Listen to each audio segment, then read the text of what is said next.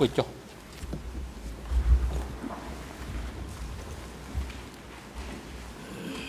អង្គជំនុំជម្រះប្រកាសបន្តកិច្ចដំណើរការនីតិវិធីសកម្មភាពនិងផ្ដល់វិធានការជូនទៅសហមេធាវីការពីក្តីលោកខៀវសំផននៅឱកាសក្នុងការបន្តធ្វើសេចក្តីសន្និដ្ឋានបញ្ចប់កិច្ចពិភាក្សាដេញដោលលើដំណុំរឿង 002/01 របស់ខ្លួនសូមអញ្ជើញ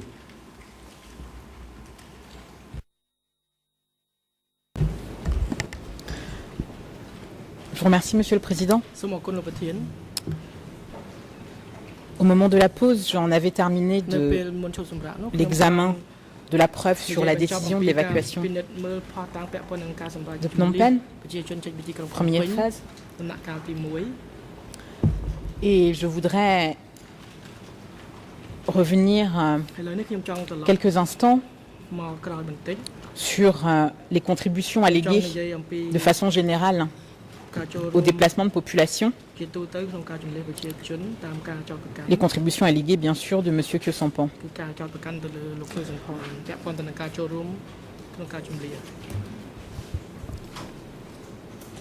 Le paragraphe 1153 de l'ordonnance de clôture,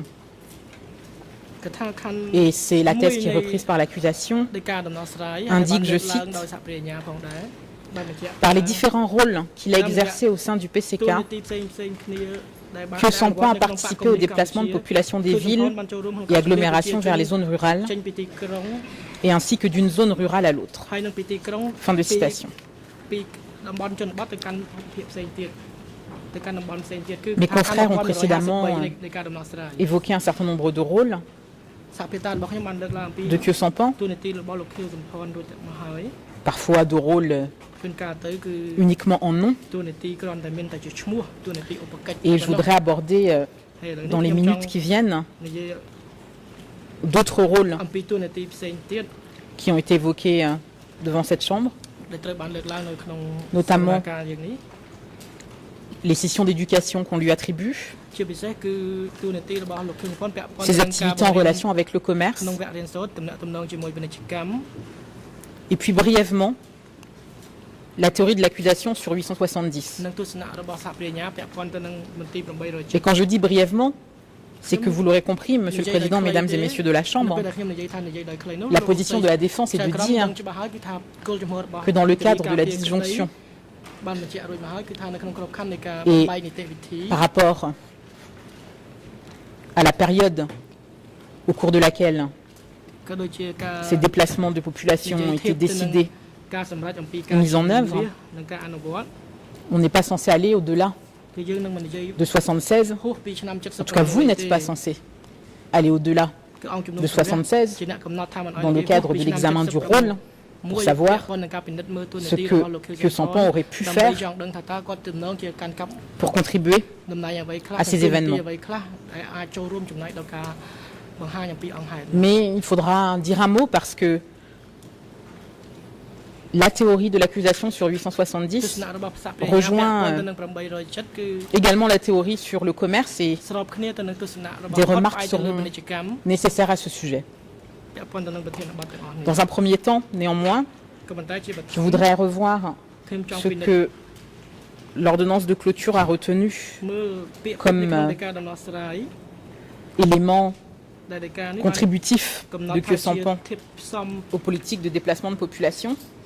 Et parmi ces éléments, il y a ces prises de parole publiques après les événements. Paragraphe 1161 de l'ordonnance de clôture. Les juges d'instruction évoquent notamment une interview de 1982 de Khieu Samphan,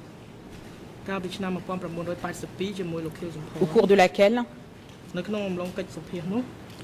il aurait déclaré que la décision de déplacement avait été collective et qu'il y aurait participé.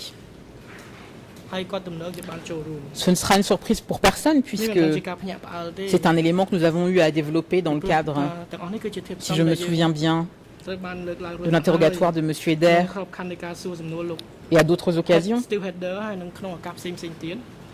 Nous avons rappelé que lorsque nous parlons d'hommes politiques que lorsque nous parlons de prise de parole publique, la question est de savoir ce que l'on peut dire au moment où on prend la parole. Et c'est un point qui est important, qui a été rappelé à de nombreuses reprises par M. Kyosampan lui-même. Après 79, certes, vous n'êtes pas saisi des faits, mais vous savez ce qui s'est passé. La fin de notre dossier commence au moment de l'invasion du Vietnam et du début de la poursuite de la guerre qui va se faire. Et quand en 82, Kyosampan parle en public, c'est dans ce contexte-là.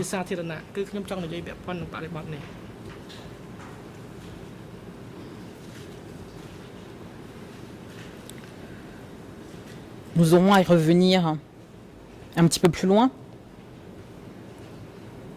Autre rôle qui a déjà été évoqué, je ne serai pas longue sur le sujet, c'est le fameux titre virtuel de commandant en chef des armées. Nous savons maintenant, cela a été attesté par de nombreux témoins et par les experts qui sont venus devant vous, que Kyosampan n'avait aucun pouvoir militaire et ce titre était là pour le mettre en avant dans le cadre du front.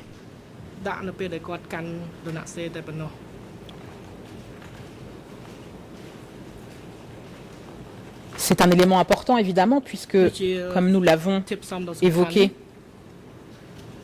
au cours de ces audiences et de ces derniers jours, ce sont les militaires qui ont mis en œuvre la première phase d'évacuation, ça c'est sûr. Sur la deuxième phase, selon les rares témoignages que nous avons vraisemblablement aussi, et on vous a déjà expliqué avec beaucoup de talent précédemment ce qu'étaient les armées de zone et quels étaient leurs pouvoirs et quels étaient leur historique.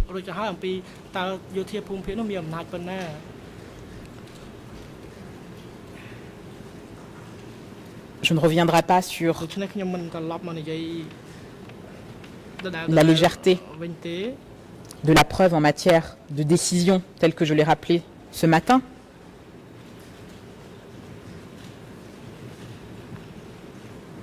Et vous avez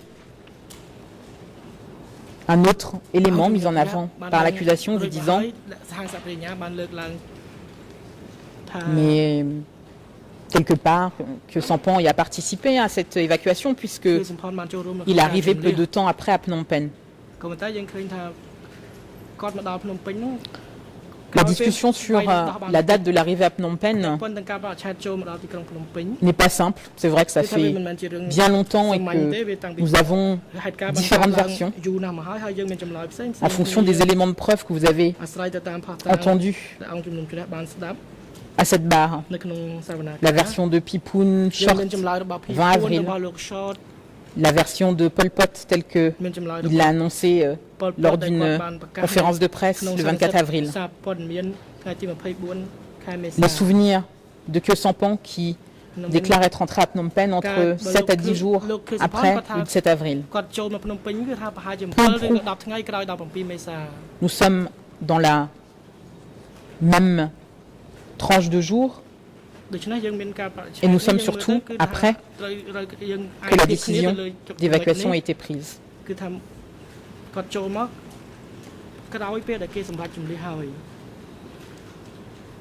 Vous avez eu également la preuve que les dirigeants et Kyosampan ne sont pas arrivés immédiatement parce qu'il fallait sécuriser la ville.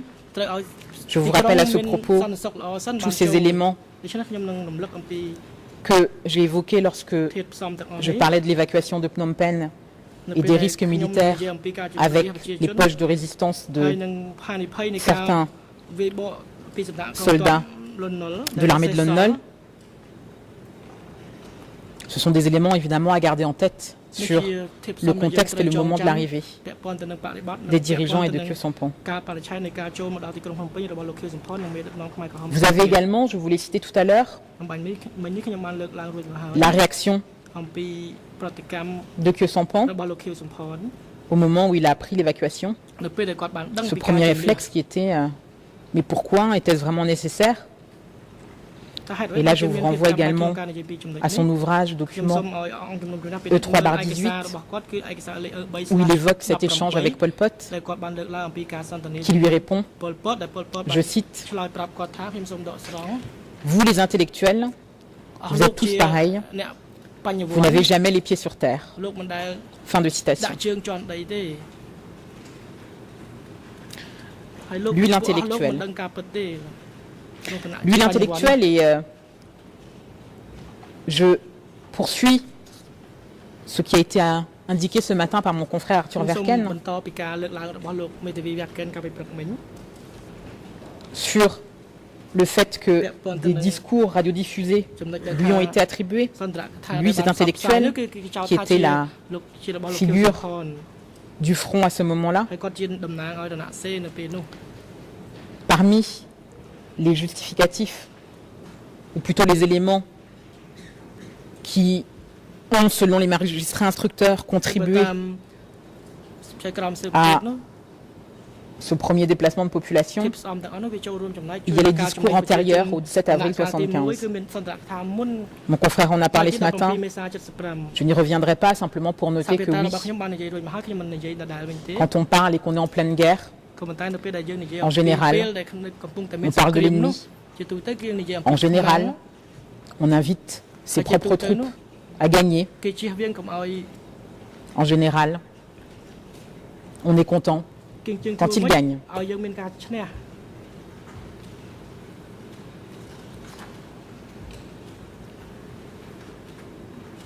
Un autre point qui a été retenu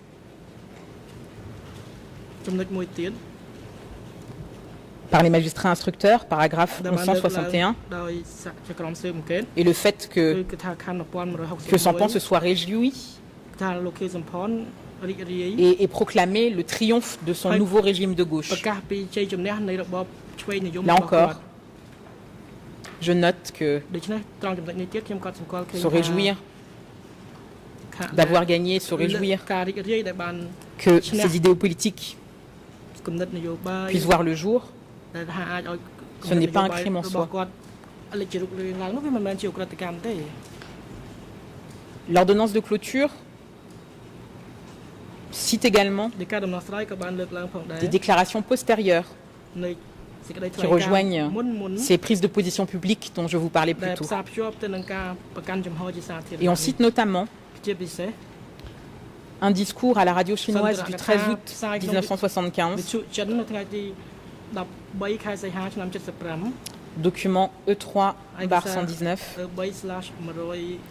et un discours du 18 août 1976 à Colombo lors du sommet des pays non alignés. Et là, c'est le document E3/549. Je pense qu'il convient de dire deux mots de ces prises de parole, ne serait-ce que parce que la manière dont les magistrats instructeurs l'ont présenté est un peu caricaturale.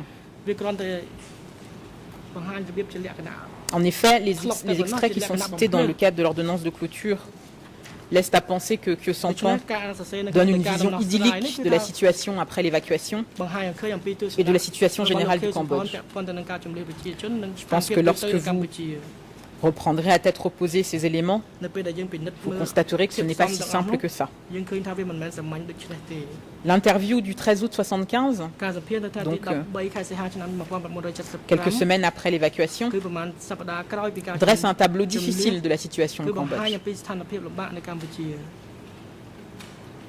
Il rappelle tous les éléments que je vous ai rappelés sur la situation du pays. Et à ce moment-là, Khieu Samphan joue son rôle de figure en faisant en sorte que les pays amis soutiennent le Kampuchea démocratique dans sa restauration de son économie.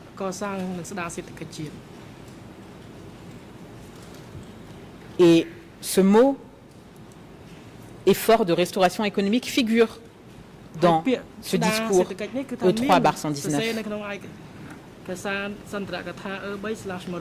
De la même façon, le discours de Colombo en 1976 a aussi une résonance particulière. Et là, oui, un nouveau contexte historique de l'époque, un contexte historique pendant la période 75-79, pendant cette période de guerre froide avec ces deux affrontements, vous avez ces pays non alignés qui décident d'être indépendants, qui décident d'avoir leur voix à eux, qui décident de ne suivre aucun dictat des grandes puissances. Ce n'est pas simple, ce n'est pas évident, mais c'est un point important. C'est un point important pour Khieu Samphan parce que lorsqu'il prend la parole à cette conférence des pays non alignés, le but est de faire en sorte qu'il y ait des échanges avec ces pays amis. Ces pays amis dont l'aide est possible et dont l'aide est acceptée quand elle est proposée. Et voilà ce qu'il dit à ce discours de 76. Je cite, c'est le RN en français 00912031.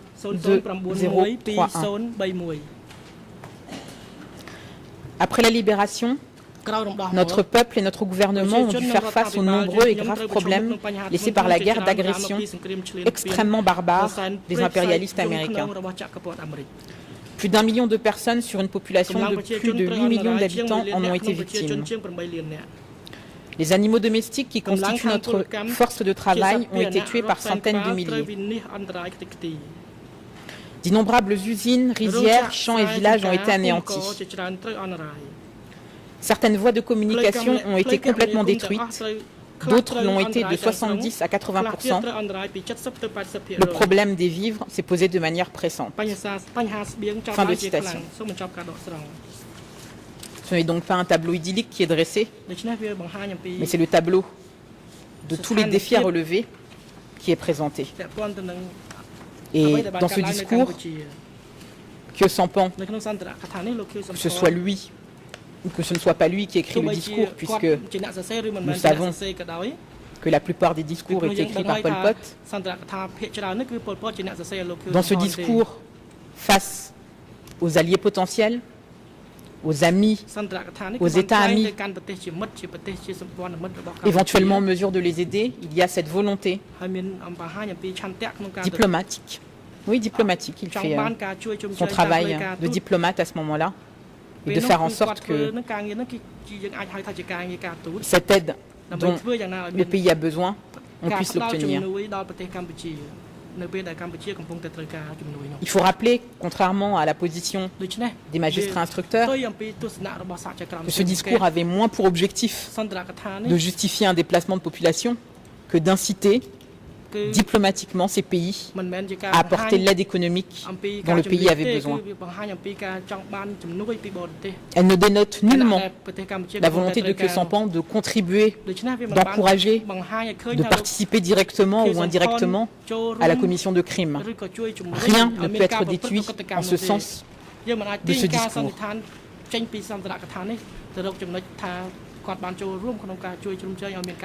En ce qui concerne la contribution alléguée au deuxième déplacement de population, nous avons passé en revue les documents relatifs à ce deuxième déplacement et nous savons qu'à l'époque, ça a été reconnu par l'accusation, que Samphan et Ieng Sary étaient à l'étranger. Nous savons que non seulement ils étaient à l'étranger, mais qu'ils étaient à l'étranger depuis bien avant le moment où cette réunion s'est tenue. Je rappelle un document à l'appui. C'est une émission de radio du 20 août 1975, document E3/119, où on évoque un voyage en Corée.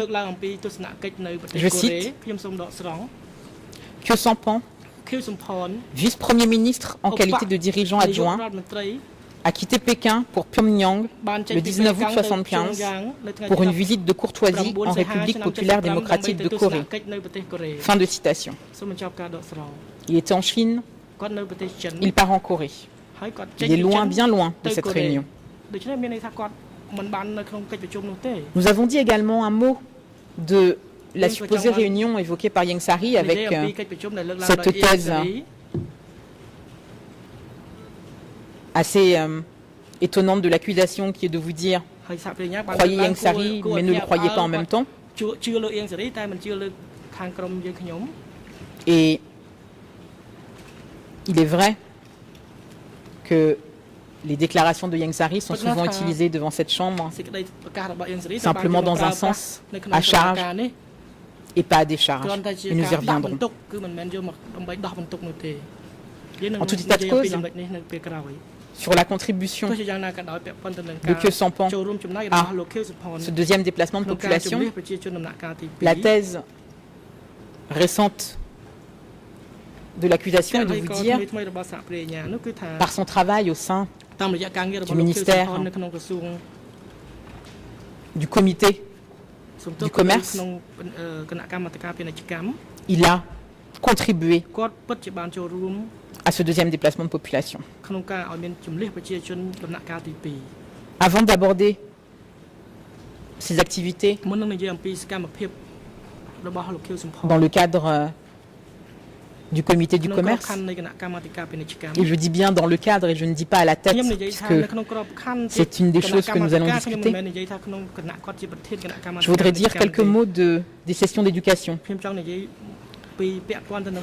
Ces sessions d'éducation sont importantes à aborder parce que certaines auraient eu lieu avant le 17 avril 1975, pendant la période où Khieu Samphan était dans la jungle. Mon confrère Kung Samon nous en a dit quelques mots. Et certaines auraient eu lieu après. Et il est intéressant de voir que dans les sessions supposées mises en avant par l'accusation, on se garde bien d'exploiter la preuve qui a été présentée devant vous. Et quand je dis la preuve, je ne parle pas de celle qui était au départ sur le papier, sur simplement une déclaration des juges d'instruction ou simplement sur une déclaration de partie civile. Non, je parle de la preuve qui ressort une fois que les questions ont été posées, une fois que toutes les parties se sont confrontées au témoignage et qu'elles ont essayé d'aller au-delà de la déclaration écrite. Je peux d'ores et déjà vous dire que dans les éléments de preuve qui vous ont été présentés, il n'y a pas d'éléments permettant de conclure qu'il y avait une intention criminelle ou une incitation au crime de la part de M. Khieu Samphan.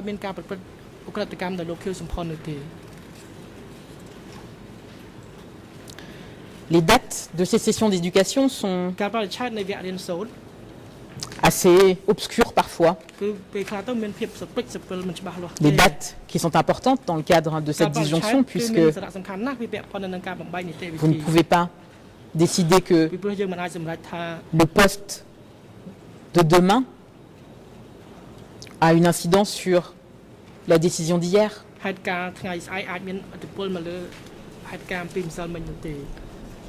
Mais parlons quand même de certaines sessions d'éducation et parlons quand même de deux témoins particulièrement embrouillés et pour lesquels, malgré tout, l'accusation vous demande de vous prononcer en faveur de la thèse selon laquelle Khieu Samphan avait une volonté criminelle. Khieu Samphan avait une intention criminelle parce que lors de ces sessions d'éducation, il aurait dit des choses à l'encontre des ennemis, entre guillemets. Il aurait parlé de politique qui serait en soi criminelle. Premier témoin confus qui a été entendu devant votre chambre. Eken qui évoque 2 séances d'études auxquelles elle dit avoir assisté, une donnée par Nyon Chea et une donnée par Khieu Samphan. Et dans le cadre de son interrogatoire à l'audience, 3 juillet 2013, vous aurez constaté qu'elle donne des versions contradictoires du moment auquel chacun de ses accusés serait intervenu et du contenu de ses interventions. Elle fait clairement une confusion entre les interventions de Khieu Samphan et Nyon Chea, et notamment en matière de date. Elle vous a ainsi indiqué à l'audience que Khieu Samphan aurait évoqué dans le cadre d'une session d'éducation l'arrestation de Pang, qu'elle situe en 1976. Or, vous le savez, mesdames et messieurs de la Chambre, Monsieur le Président, Pang, a priori, n'a été arrêté qu'en 1978. Et sur la confusion, rappelons les déclarations du témoin lui-même. Elle vous dit, à l'audience du 3 juillet 2013, vers 14h15, je cite, « Peut-être que j'ai répondu dans le désordre. Ma mémoire n'est pas aussi bonne que dans le passé, vous savez, cela remonte à il y a très longtemps. Mais les deux ont présidé des séances, et je suis allé aux séances d'études alors qu'ils les présidaient. » Fin de citation.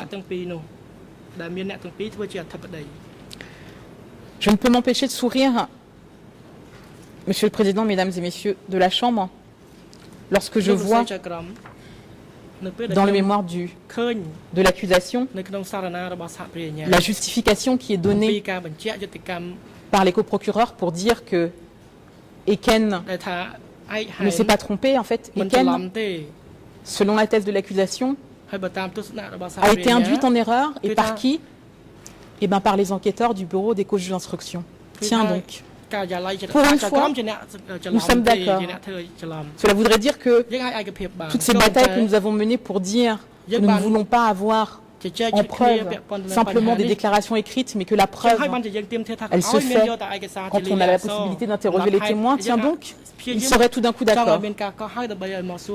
Non, ils ne sont pas d'accord, c'est parce que ça les arrange, pour cette fois-ci. Deuxième témoin, confus. Et alors là, quand je dis confus, je sais pas, il devrait y avoir un mot plus fort.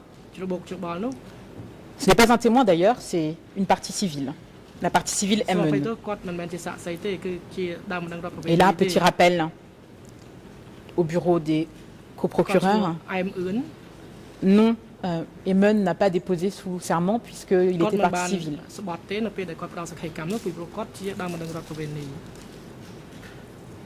Emen est le témoin qui était censé venir parler d'une prise de parole de M. Khieu Samphan dans le cadre d'une session d'éducation au cours de laquelle il aurait parlé d'ennemis. Je suis assez épatée, je dois dire, de la façon dont on présente ce témoignage dans le mémoire des coprocureurs, parce que c'est comme s'il n'y avait jamais eu d'interrogatoire de la défense dans le cadre de l'examen de ce témoignage. Emen est plus que confus. Emen donne des versions contradictoires. C'est pas nous Mao, mais on y est presque. Emen vous explique qu'il faut qu'on le croie quand il vous dit qu'il se souvient mot pour mot de ce qu'a pu dire il y a presque 40 ans de cela à une session d'éducation supposée dont on ne sait pas si elle a lieu en 75, en 76 ou en 77. Vous vous souviendrez, Monsieur le Président, que vous-même, vous avez eu à intervenir tellement les dates étaient nombreuses dans ce témoignage et tellement on n'arrivait plus à suivre. Alors c'est vrai, il peut y avoir des oublis de dates. Mais normalement, il doit y avoir au moins une cohérence dans le déroulement des faits. Et c'est cette cohérence qui manque. On a essayé de trouver une logique aux déclarations de ME, mais il n'y en avait pas. Il n'y en avait pas parce que il vous s'y tient mordicus. Que son père est décédé en 1974. Ça, c'était à l'audience du 28 août 2012. Il vous dit que son père donc est décédé en 1974 et que lorsqu'il a assisté à la session d'éducation prétendument donnée par Khieu Samphan et Nguyen Chia, eh bien, Khieu Samphan était président du présidium de l'État et que c'est son père qui l'avait informé de ce poste-là. Sauf que, Monsieur le Président, Mesdames et Messieurs de la Chambre, Khieu Samphan a été désigné président du présidium de l'État qu'en avril 1976 et qu'il est donc impossible que le défunt père de ME en 1974 ait pu lui donner cette information. Autre élément, on nous demande de croire que ME peut se souvenir mot à mot d'une déclaration qu'aurait tenue Khieu Samphan il y a 40 ans. Mais quand il s'agit d'évoquer les circonstances du décès de sa mère, nous n'avons pas une, nous n'avons pas deux, mais nous avons trois versions. Une fois, elle est décédée de chagrin à la suite de la disparition de son père en 1974. Une autre fois, elle a été tuée dans une pagode par Pol Pot, par les Khmers rouges, alors qu'elle priait. Et une autre fois, ce sont les bombes américaines B-52 qui l'ont tuée. Alors moi je ne sais pas où est la vérité dans tout cela. Je ne sais pas pourquoi il y a cette multitude de versions. Mais ce dont je suis certaine, c'est que vous ne pouvez pas vous appuyer sur ce témoignage pour croire que cette partie civile peut retenir mot à mot ce qu'aurait dit il y a 40 ans Khieu Samphan dans une hypothétique session d'éducation.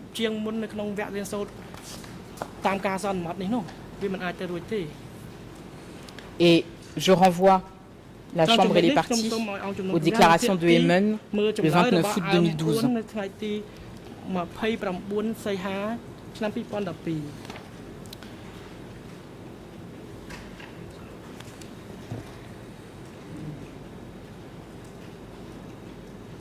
Et pour terminer sur ce point,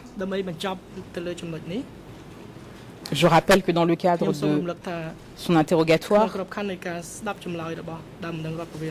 il est ressorti que de cette supposée formation de 7 jours, il n'y aurait assisté que 4 journées seulement.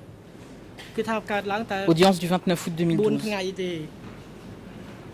Vous comprendrez, Monsieur le Président, Mesdames et Messieurs de la Chambre, que je vous demande de ne pas vous fonder sur des témoignages de ce type pour forger votre opinion. Et là encore, si je prends ces exemples-là, c'est pour soulever l'importance de l'interrogatoire en audience.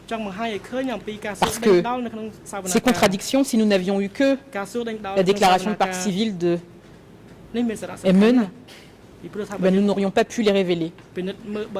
Et sur les 1000 et quelques, presque 2000 déclarations écrites que vous avez, sur lesquelles vous allez forger votre conviction, il y a peut-être des centaines de déclarations Emen qui figurent.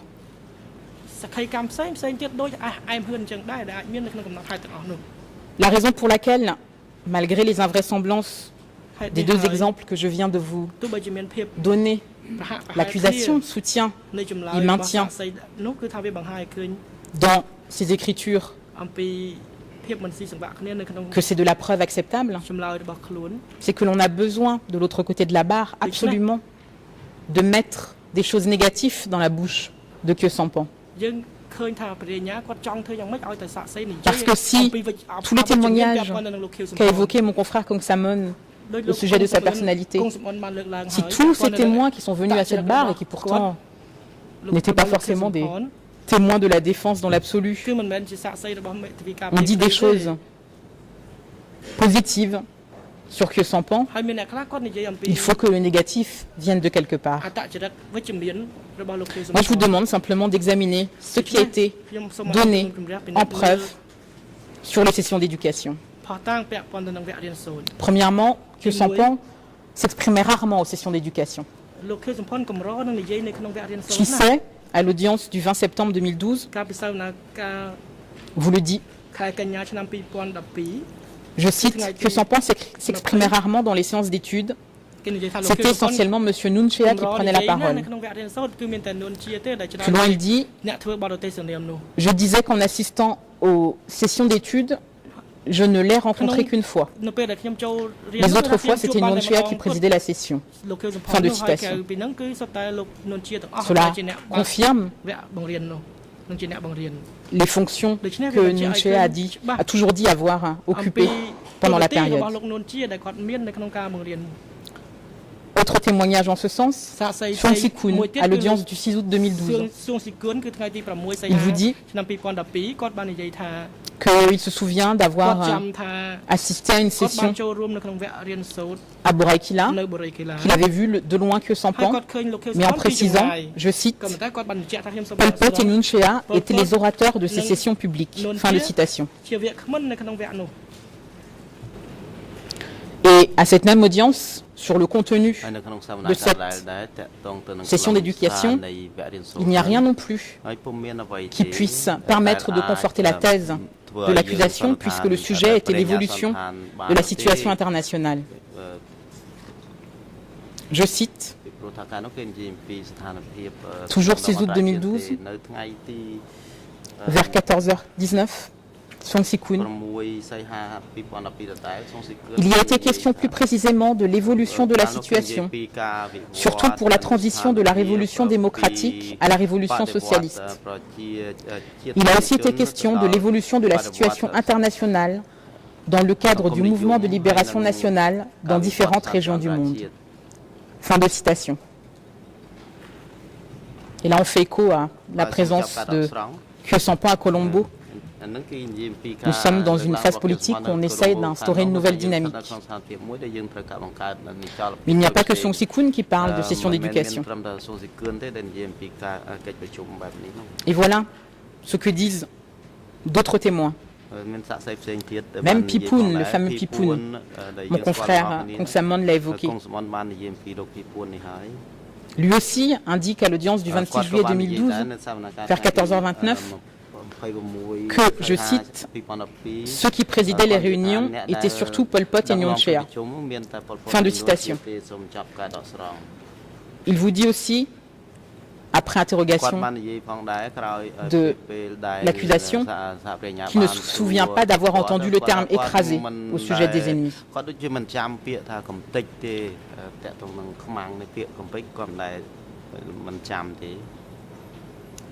Ça, c'était le 31 juillet 2012 vers 11h33.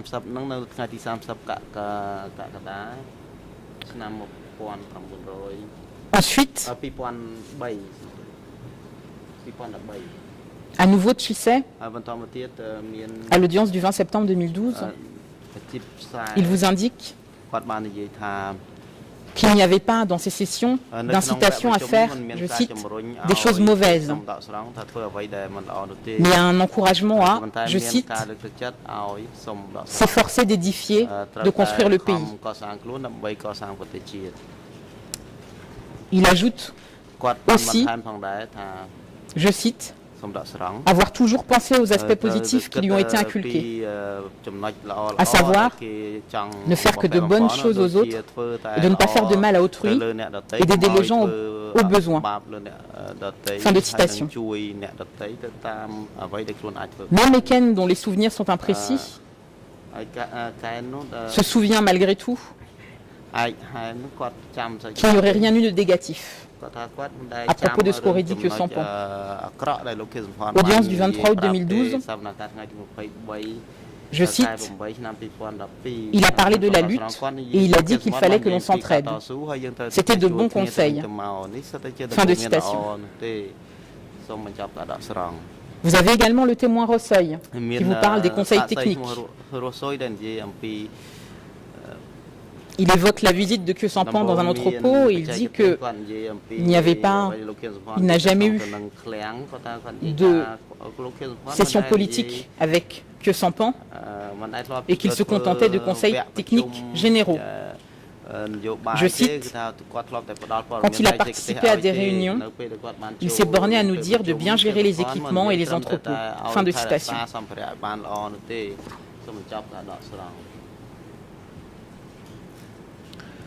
Sao Saroun, à l'audience du 6 juin 2012, évoque aussi une session qui aurait été assurée par Nguyen Chia et Khieu Samphan.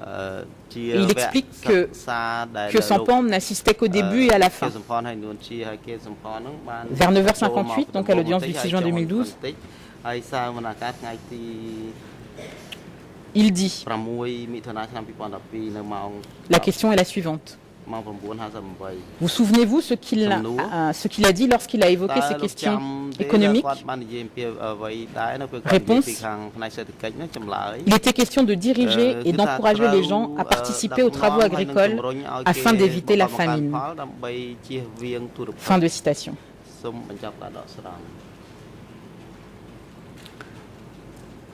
Afin d'éviter la famine. C'est le leitmotiv pendant cette période. C'est le leitmotiv pour les raisons que je vous ai déjà expliquées vendredi. C'est le leitmotiv. Essayer d'éviter une famine que l'on sait malgré tout quasiment inévitable. C'est pas les Khmer rouges qui vous l'ont dit, c'est un rapport de l'aide américaine. Sao Saroun confirme le 11 juin 2012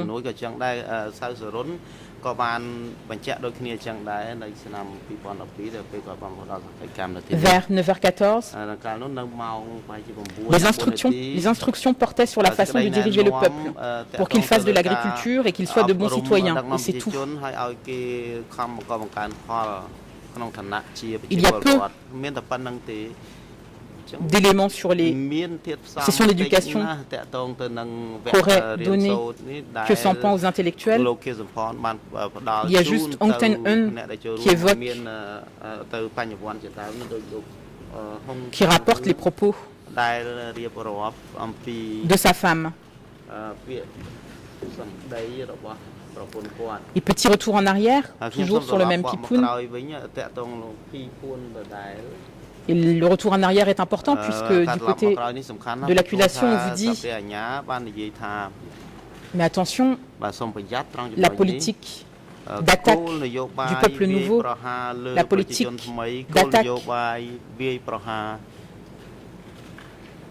contre la population civile, elle date de bien avant 1975. Et pourtant, à l'époque du front, Pipun, le 25 juillet 2012, indique, je cite, d'après ce que je me souviens, pour les forces du front, il fallait d'abord recueillir les forces des intellectuels, il fallait tous les rassembler. Puis il fallait rassembler les forces à l'intérieur du pays. Mais il y avait des distinctions entre les classes et il fallait rassembler toutes les forces possibles dans la mesure du possible, sans nous concentrer seulement sur les paysans et les ouvriers, mais toutes les couches de la société. Il l'a dit clairement. Il a dit que les forces nationales devaient être rassemblées, toutes les forces. Nous pourrions ainsi avoir une force consolidée très forte au pays qui jouirait du soutien de l'extérieur aussi, des forces de l'extérieur. Fin de citation. Voilà donc ce qui aurait été dit par Khieu Samphan à la période à laquelle l'accusation vous soutient que Khieu Samphan du fond de sa jungle fomentait un plan visant notamment à attaquer le peuple nouveau. Ça c'est une preuve qui est au dossier, vous l'avez entendu, et pas forcément encore une fois par un témoin de la défense. Mobiliser les forces, soutien à la révolution, oui, tout ça certainement.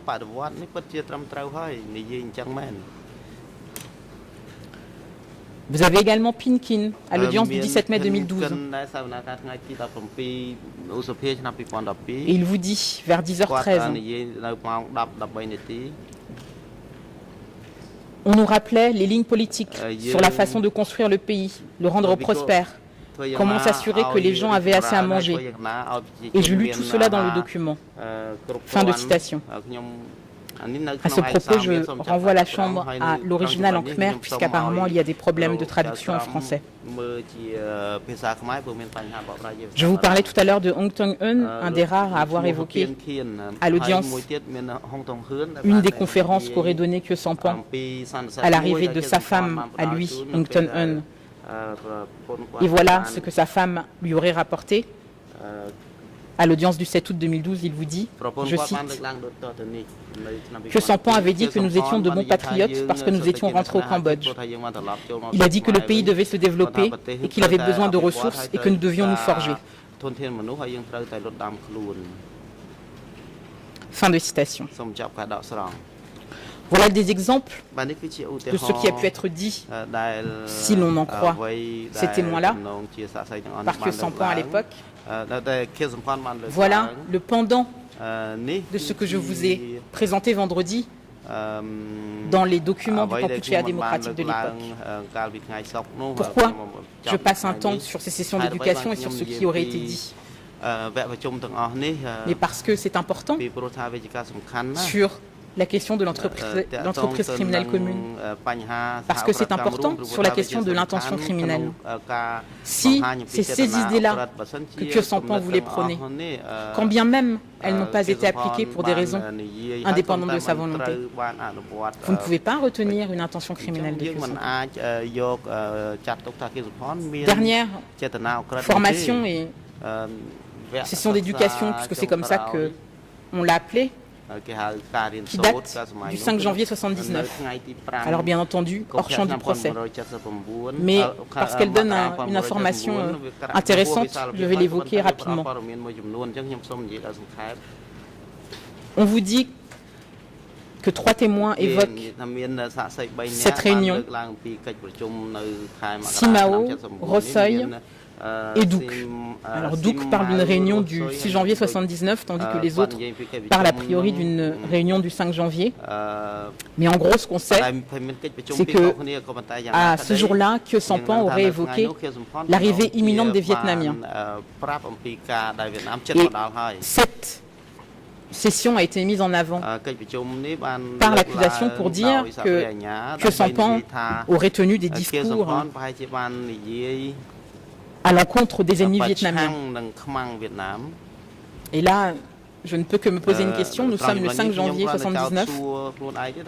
Nous savons que les Vietnamiens approchent et qu'ils vont attaquer le lendemain. Quand une armée attaque un autre pays, je ne sais pas comment on appelle ça, mais globalement j'ai l'impression qu'on dit ennemi. Un autre point important, c'est que, contrairement à la position de l'accusation qui serait de dire que ce serait la preuve que Khieu Samphan demanderait aux gens de s'occuper des ennemis de l'intérieur, Simao, à l'audience du 13 juin 2013, vous dit que Khieu Samphan leur aurait conseillé de creuser des tranchées. Je cite: je ne sais pas si c'était pour attaquer ou quoi que ce soit d'autre, mais l'instruction était de creuser des tranchées pour nous protéger et éviter d'être touchés par des bombes ou des obus. Comment aurions pu nous attaquer qui que ce soit? Nous étions des ouvriers et nous n'étions pas armés. Fin de citation. Voilà, creuser des tranchées pour se protéger et éviter d'être touchés par les bombes. Et un autre point qui est extrêmement important dans le cadre de cette relation défait par Simao, ce jour-là, Khieu Samphan aurait dit que tout le monde était parti sauf lui. 13 juin 2013, 14h36.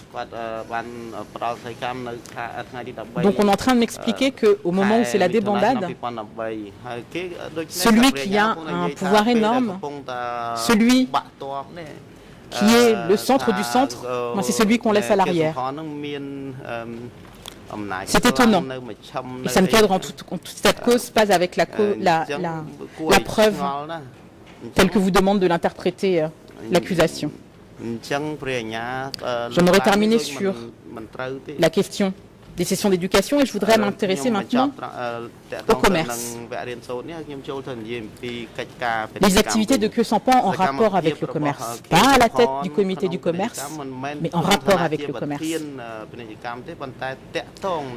Khieu Samphan a toujours décrit son travail au sein du bureau 870 comme étant seulement en rapport avec le commerce. Et c'est intéressant que de la même manière que l'accusation vous demande d'interpréter tout et n'importe quoi pour essayer de prouver que Khieu Samphan était à la tête de 870, de la même façon, il y a eu une distorsion de la preuve présentée à votre audience pour essayer de faire dire aux gens que Khieu Samphan était à la tête du comité du commerce. Comme mon confrère Arthur Verken vous l'a déjà rappelé, la question de la succession à deux, elle serait survenue en 77, hors champ de ce que vous avez à examiner au niveau des rôles de Khieu Samphan sur les faits objets de ce premier procès. Mais en même temps, il faut s'intéresser à ces activités relatives au commerce, puisque l'accusation vous dit qu'il s'agit du nœud de la mise en œuvre du deuxième mouvement de population. Pourtant, nous vous soutenons de ce côté-ci de la barre que Khieu Samphan a simplement assuré un rôle technique dans le secteur du commerce. Et là encore, c'est un autre élément qui est important sur le pourquoi Khieu Samphan a toujours eu cette place à part. On a beau vous dire il est au centre, il fait partie du noyau. Mon confrère vous l'a rappelé tout à l'heure.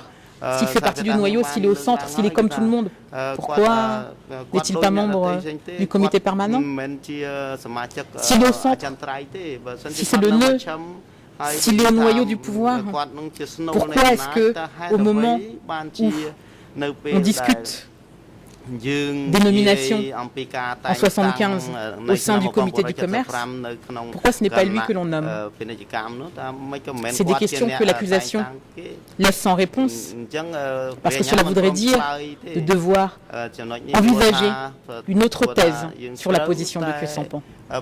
Pas au centre du pouvoir, mais en marge. En avril 75, nous savons que le point essentiel, c'est relancer la situation économique. Il faut une politique commerciale, mais malheureusement, il n'y a pas beaucoup de personnes en mesure d'assurer des rôles techniques. Je vous renvoie aux documents au comité du PZ permanent E3/230 et E3/238 dans lesquels on rappelle, et je pense que mon confrère vous l'avait également indiqué ce matin, les échanges envisagés avec les pays amis et les aides en médicaments et nourriture reçues et la redistribution.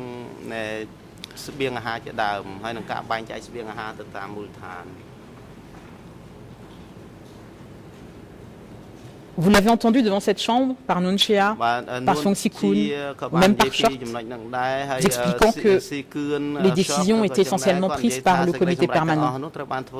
Et comme vous dit Song Si-kun à l'audience du 8 août 2012, bon nombre de ministères en fait existaient sur le papier sans pour autant qu'ils disposent d'une organisation. Philippe Chorp vous le dit également à l'audience du 6 mai 2013. Le pouvoir, je cite, le pouvoir de prendre des décisions résidait au sein du comité permanent. Même si des ministères existaient, certains plus que d'autres, ces ministères n'avaient pas d'autorité et ne servaient qu'à transmettre des décisions.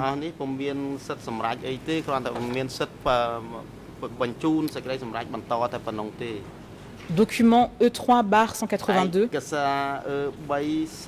PV du comité permanent du 9 octobre 1975. Le comité permanent désigne le camarade M. que Sampan comme, je cite, responsable du front et du gouvernement royal, du commerce, des listes et des prix.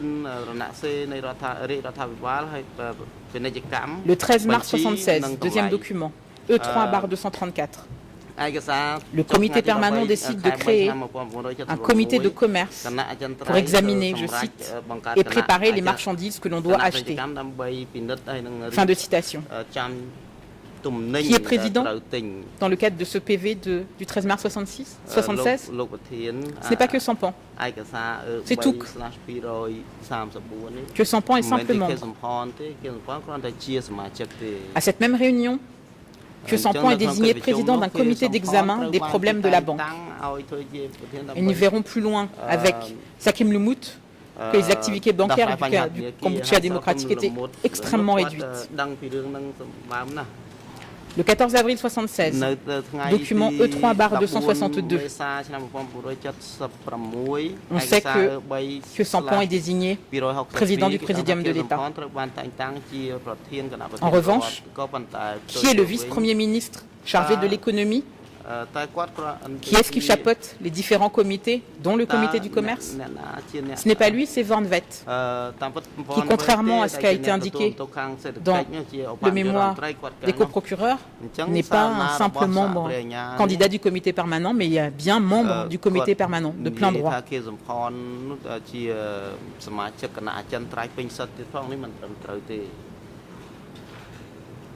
Van Vet est vice-premier ministre chargé de l'économie. Et le communiqué précise qu'il a été constitué des comités auprès de la vice-présidence du Conseil chargé de l'économie. Le président de chaque comité, au rang de ministre du gouvernement, aura rang de ministre du gouvernement du Kampuchea démocratique. Fin de citation. C'est donc Van Vet qui a le contrôle du comité du commerce et non pas que Sampan. Quelques jours plus tard, document E3/236, vous avez le résumé de la décision du comité permanent du 19, 20, 21 avril 1976, où on précise l'organigramme des comités placés sous 870. Et les membres du comité de commerce sont désignés comme étant Rit, Nem et Chun. Il n'y a pas de que Sampan.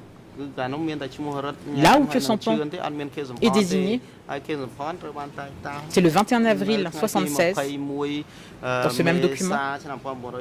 Et là, on dit qu'il est désigné aux côtés de Van Yangsari, je cite, au sujet des problèmes du commerce et de l'industrie, et aux côtés de Touk, du côté bureau, concernant les aides techniques. Fin de citation. Et c'est là, Monsieur le Président, Mesdames et Messieurs de la Chambre, que nous avons le lien de que Sampan avec 870. Pas parce qu'il en était le président, pas parce qu'il maîtrisait tout au bureau 870, non, parce que ce PV d'avril 1976 le désigne du côté du bureau concernant les aides techniques. Et ces aides techniques, il va effectivement les apporter. Et ça a été décrit par les témoins qui sont venus devant cette chambre. Et d'ailleurs, en mai 76, 7 mai 76, document E3/220, c'est Dunn qui est chargé de constituer une équipe pour le commerce extérieur. Ce n'est pas que Sampan. Donc le travail de que Sampan auprès du bureau 870, il vient de là. De là. De là. De l'autre côté de la barre, on vous indique aussi que, en matière commerciale, les télégrammes prouvent que Sampan aurait supervisé ce comité. Je vous renvoie au document E3/340 qui date de juin 1976 et qui traite de la vente d'équipements yougoslaves. Il y a une annotation de Van Riet. C'est un document qui, je pense, avait été commenté par Sakin Lumut. Et que dit l'annotation de Van Riet? Je cite: ERN français 00167-627. On vous dit, Bang M nous a fait savoir que Bang Vorn ne voulait pas acheter tous ces équipements et nous demandait de trouver des excuses pour répondre à la société Rudnap. Fin de citation. Bang M nous a fait savoir que Bang Vorn ne voulait pas. C'est donc Vorn Vet qui chapeaute.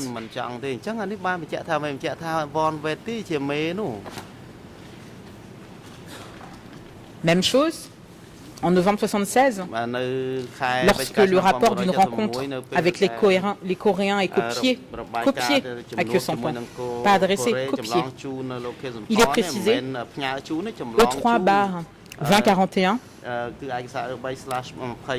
je cite, nos avis, deux points, nous attendons la décision de l'ANCAR. L'avis, il est donné par les rédacteurs du rapport, c'est pas Khieu Samphan qui donne son avis. Et en fin de course, c'est l'ANCAR qui décide, c'est pas Khieu Samphan. Sinon ce serait marqué, on attend la décision de Khieu Samphan, non, c'est l'ANCAR. Et d'autres documents vont dans le même sens. E3/2038, E3/2040, E3/2041. Et de l'autre côté de la barre, on fait mine de ne pas faire la différence entre les documents qui sont adressés nommément à Khieu Samphan et ceux qui sont adressés à l'ANCAR au niveau supérieur. Un autre point qu'il convient de noter, c'est que ces documents ont été envoyés copiés à Khieu Samphan, alors que Don était toujours président du comité du commerce. Donc il était copié. Pourquoi ? Parce qu'il était cette aide technique du côté du bureau.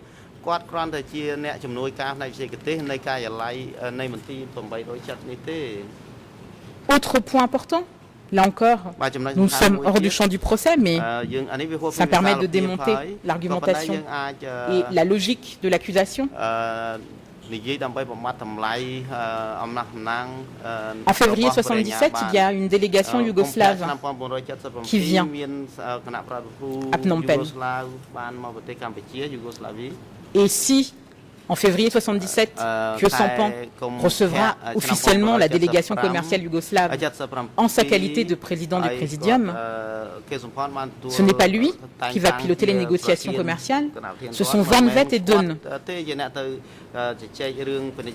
Et c'est d'ailleurs en l'honneur de Vorn Vet que l'ambassade yougoslave donnera un banquet le 4 février.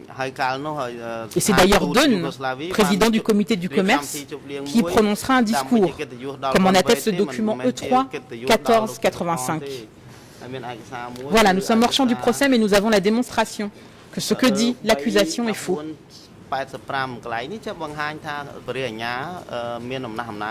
Même chose, autre exemple, puisqu'on nous dit qu'après, Vorn Vet, c'est toujours Khieu Samphan qui gère le commerce. En décembre 1978, c'est Ieng Sary qui pilotera les négociations avec les Chinois, accompagné notamment de qui? De Van Riet. Et comme en atteste le document E3/1639, qui sont les minutes de la réunion avec la délégation commerciale, de même qu'en atteste le PV de négociation E3/829 issu de cette rencontre, ce n'est pas Khieu Samphan qui dirige et qui pilote. Ce jour-là, c'est Ieng Sary et Van Riet. Au passage, on notera que cela ne conforte pas la thèse de l'accusation selon laquelle Khieu Samphan aurait succédé à Don. Il y a un autre point qui est important, c'est que l'accusation dans le cadre de la présentation de ces documents clés sur le commerce a tenté de faire une confusion générale et systématique entre les documents qui sont adressés nommément à Que Sampan et les autres, en essayant de faire une sorte de magma, comme si on ne pouvait pas voir la différence. Et vous constaterez que les seuls courriers que nous avons au dossier adressés nommément à Que Sampan sont des rapports relatifs à la Corée et à la Yougoslavie, qui rentrent dans le cadre de son assistance technique et des conseils qu'il doit apporter sur les choses qu'il convient d'acheter. E3/340, je l'ai déjà cité, E3/2040, ou bien mes frères M, E3/2041, ou bien mes frères M. En revanche,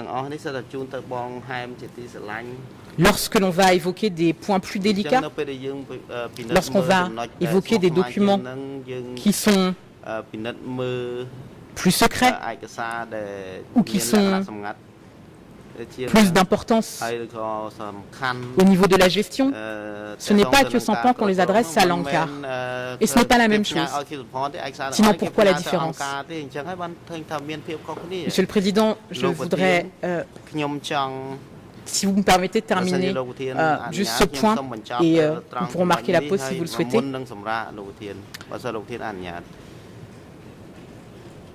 Document qui ne figure pas le nom de Que Sampan. E3/1902. On adresse le courrier à l'attention de l'ANCAR bien respecté. Et les réponses d'ailleurs à ces courriers sont signées sans plus de détails comité commercial ou comité du commerce. Or, comme nous l'avons vu dans les documents que je viens d'évoquer, ce n'est pas Que Sampan qui est à la tête du comité du commerce. Et voilà ce qui est dit. Document E3/875, j'ai appris par l'ANCAR. Document E3/1907, nous avons été informés par l'ANCAR de votre courrier. Fin de citation. Et toutes ces mentions, elles suggèrent une gestion directe du dossier par le sommet du parti, et non pas par Que Sampan. Pas de mention de copie à M, et pourtant, l'accusation vous demande de faire des raccourcis sans fondement, en faisant une confusion alors que les documents sont clairs.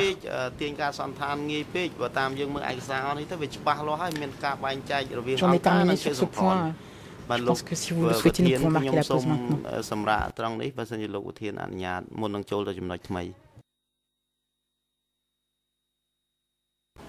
បាទអរគុណហើយដល់ពេលសំលមមសម្រាប់អង្គជំរះប្រកាសសម្រាប់រយៈពេលពីពេលនេះទៅរហូតដល់ម៉ោង 3 សូមអញ្ជើញចូលវិញដើម្បីបន្តកិច្ចដំណើរការសកម្មភាពសម្រាប់ចុះ